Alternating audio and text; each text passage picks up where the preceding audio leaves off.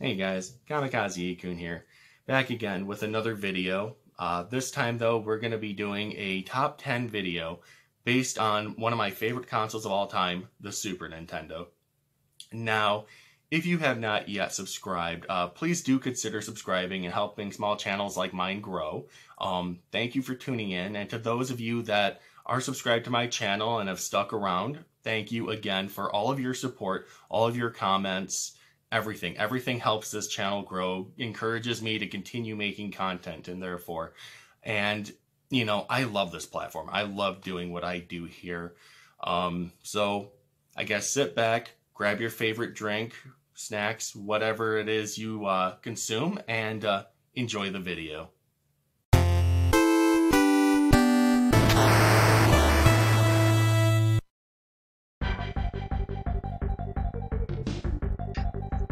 A dominant force to be rivaled with, the Super Nintendo was the second home console released by Nintendo in 1991. It boasted an impressive combination of 16-bit graphics, a sound chip developed by Sony, and technical specs that rose above its competition at the time. As a kid, we received our console the Christmas of that very same year with the pack-in game Super Mario World, and this was our main console for many years since. One of the most impressive feats of this console was its vast library of games, which most can still be enjoyed to this very day. And with the release of the Virtual Console, Super Nintendo Classic, and Switch Online, there are a bevy of options when it comes to replaying these classics. Over the years, I have personally come to appreciate this system and the experiences I've had with it. And these are the 10 games I feel have not only helped make this system what it is today, but are games that everyone should experience. These are my own personal opinions, as there is no definitive list of what games are better than others. Obviously, everyone's top 10 will differ, and I would love to see what they are in the comments below. Now with that said, let's get to my top 10 Super Nintendo games.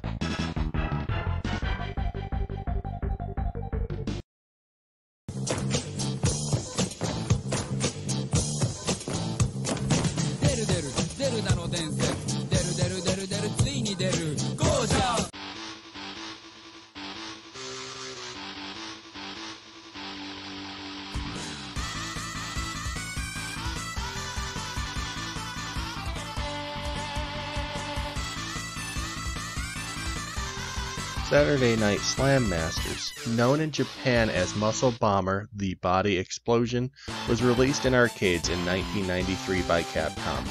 This game also saw ports for the Super Nintendo and the Sega Genesis of that same year. With its wrestling theme and colorful cast of characters, this game easily stands above any other wrestling game of this era. With a multi-tap, this game would allow up to 4 players to play at a single time. However, this option was only made available for Super Nintendo owners. A familiar character also makes an appearance. Mike Hagar from the Final Fight series is playable from the start. The artwork and character designs were also done by those familiar with Fist of the North Star, as series creator Tetsuo Hara had a hand in the overall design. This is an exciting game from start to finish, and fans of this genre or fighting games in general should experience this game. Unfortunately, the only way you will be able to experience this title is secondhand, with prices being near $30.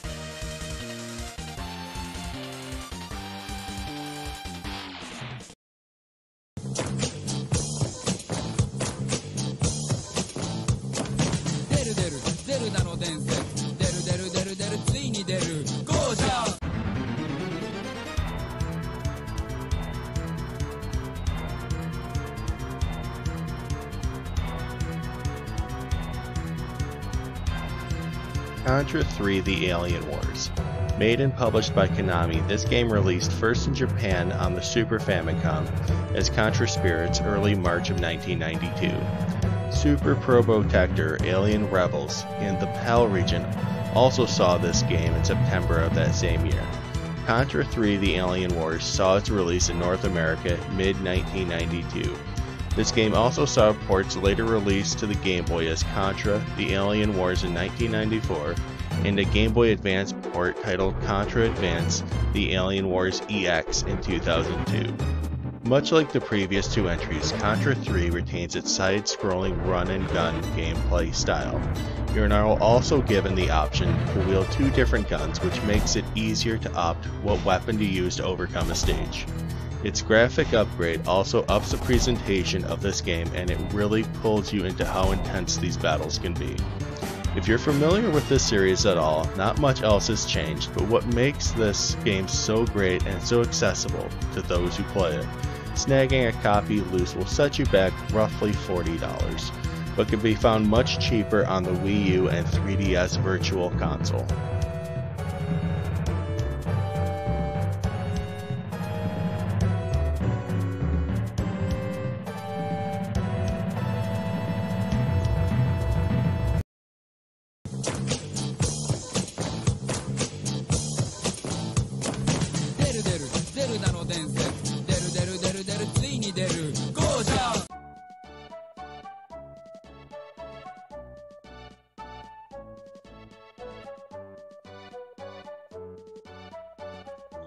Illusion of Gaia, known in Japan as Gaia Gensoki and in the PAL region as Illusion of Time. Developed by Mutant and published by Enix, this game saw its release in Japan in 1993. North American audience wouldn't see this until late 1994 and mid-1995 for anyone who wanted to play the PAL version.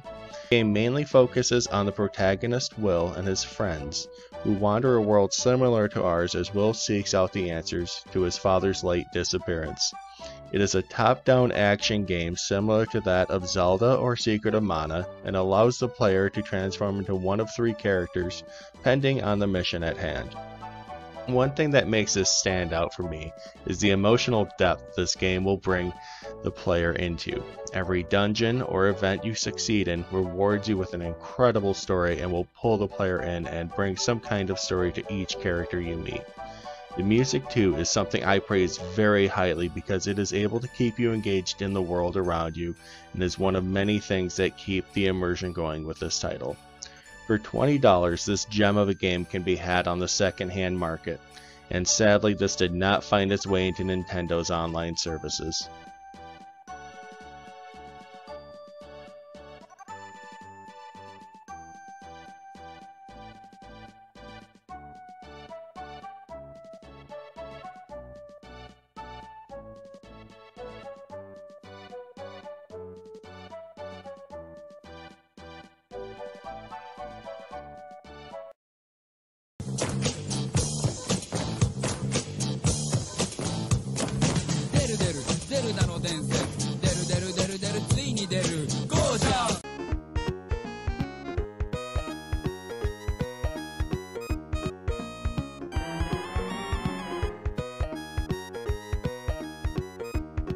Zombies Ate My Neighbors.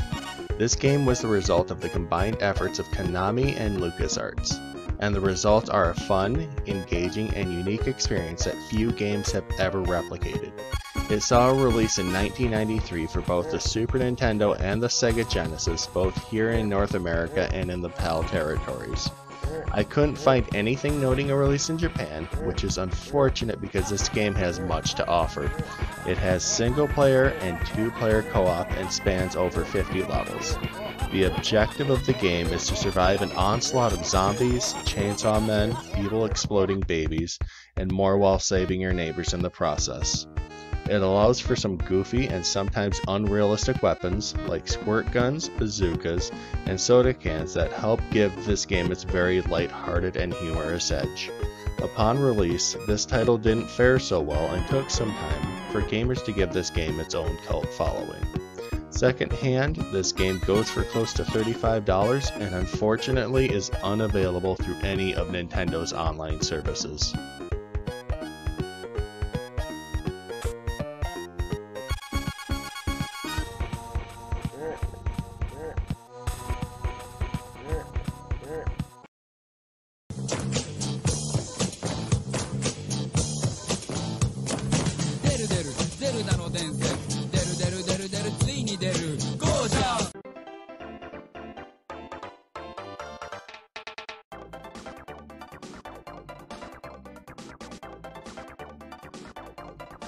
Super Mario Kart, developed by Nintendo and released in 1992 in both Japan and North America, with PAL seeing a release early 1993. This is the first of many titles that are still being made to this day. It features 8 playable characters from the Mario series, 20 different courses, and 4 maps made for the battle mode. It also features 3 different race classes dependent on your skill level, going from 50cc to 150cc. It also allows for 2 players to compete in those classes while sharing a split-screen mode, which was new at the time. One of my favorite aspects of this game is being able to pick up weapons from each track, and depending on what the item was, use it to gain an advantage in the race. Having this as a kid, this was one of the few games our father would play along with us, and it holds a ton of nostalgic value for that reason alone. Picking up a physical copy today will cost about $30, but this is also readily available on both the 3DS shop and Switch Online.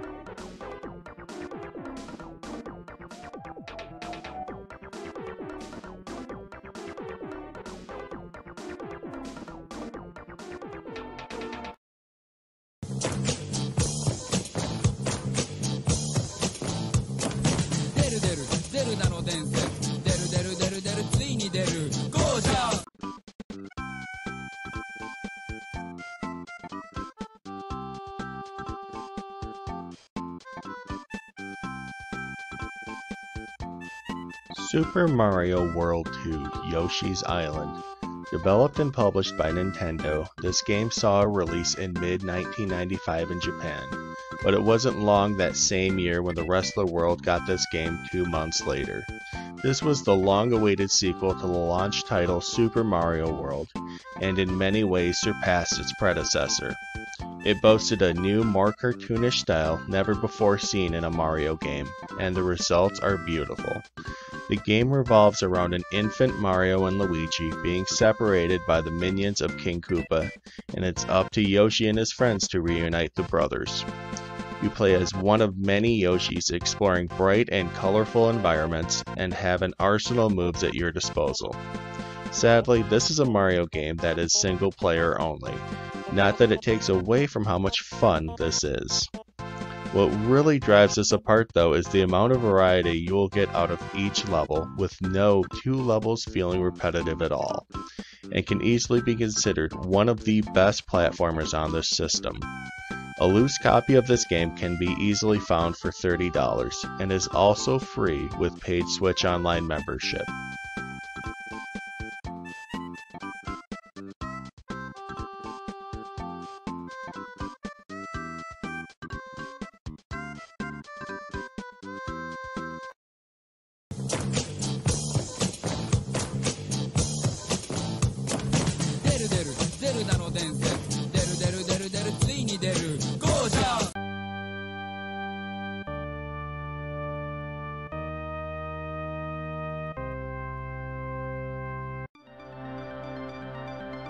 Super Castlevania IV, released in late 1991 in Japan as Akumajo Dracula, and within a month saw its way to North America, with PAL not seeing this for another year.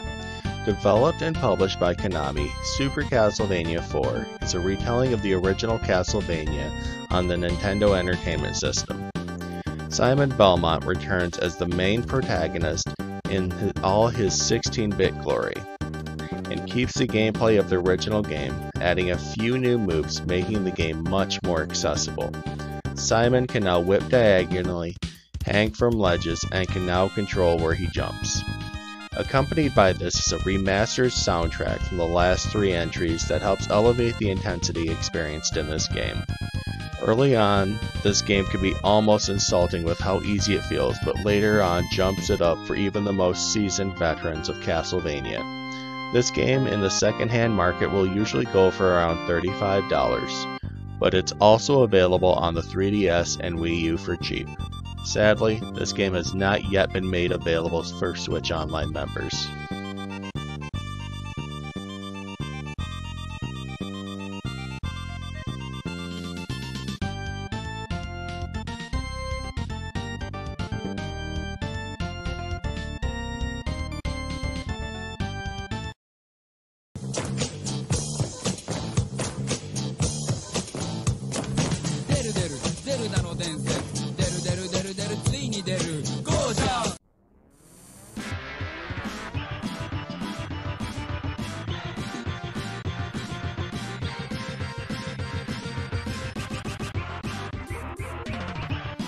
Teenage Mutant Ninja Turtles 4: Turtles in Time was originally released in arcades early 1991 and saw releases in all three regions late 1992.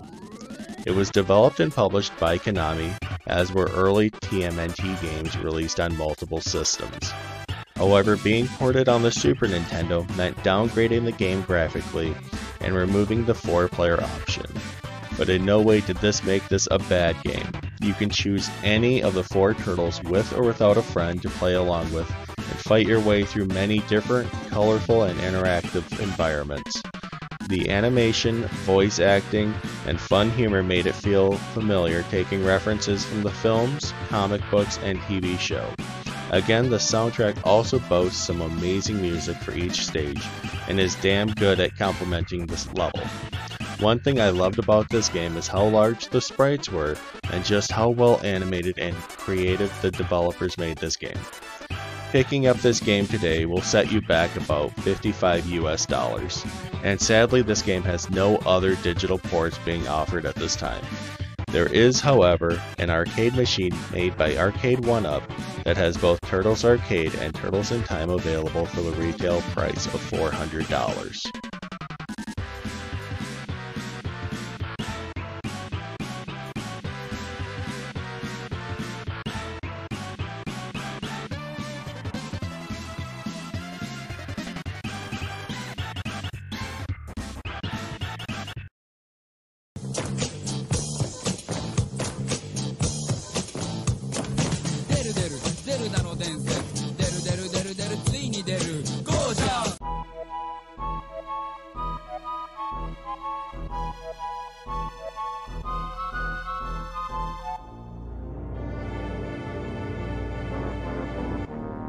Super Mario RPG: Legend of the Seven Stars.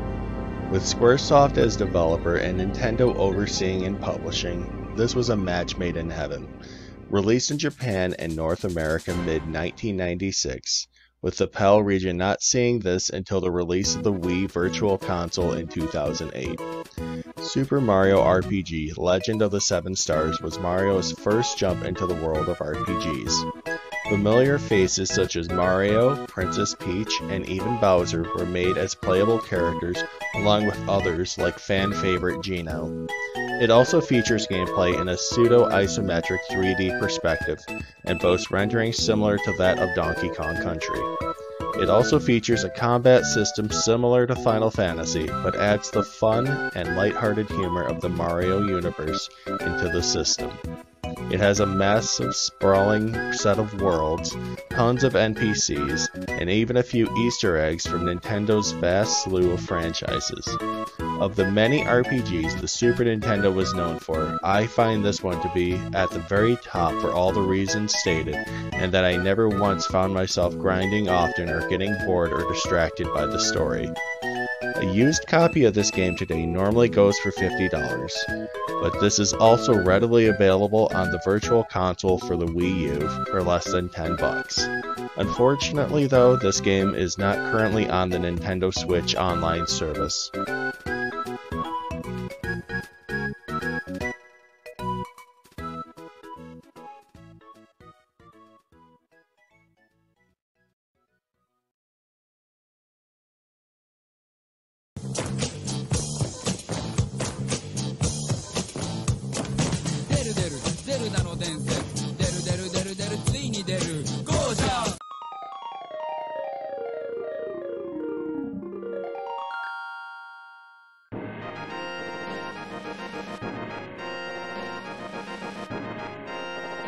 The Legend of Zelda: A Link to the Past. Here it is, to no one's surprise, my #1 favorite game on the Super Nintendo, and possibly of all time. This was the third entry in the Legend of Zelda series and goes back to the gameplay style of the first game, released on the Nintendo Entertainment System. Developed and published by Nintendo, this game saw its release in Japan late 1991. It wouldn't see its way to North America until halfway through 1992 and later that year in the PAL territories. You play again as Link, exploring locations all over Hyrule and the Dark World. Like many Zelda entries, your goal is to rescue Princess Zelda, defeat Ganon, and save all of Hyrule. But why then does this one hold so much value and keep itself above any other Zelda entry? My answer is everything. The beautiful and vibrant graphics, gameplay and controls that are so fluid and responsive, with locations and dungeons filled with enemies, puzzles, and a huge array of tools and weapons. The music that every new area sports fits with the depth of the environment. And yes, nostalgia plays a huge role in this game. Ever since it was released, I make it a point to play this each and every year. Finding a copy of this game used will normally run you about $25. However, you can purchase this much cheaper on the 3DS store, but if you own a Switch, this is also free as part of the Switch Online membership.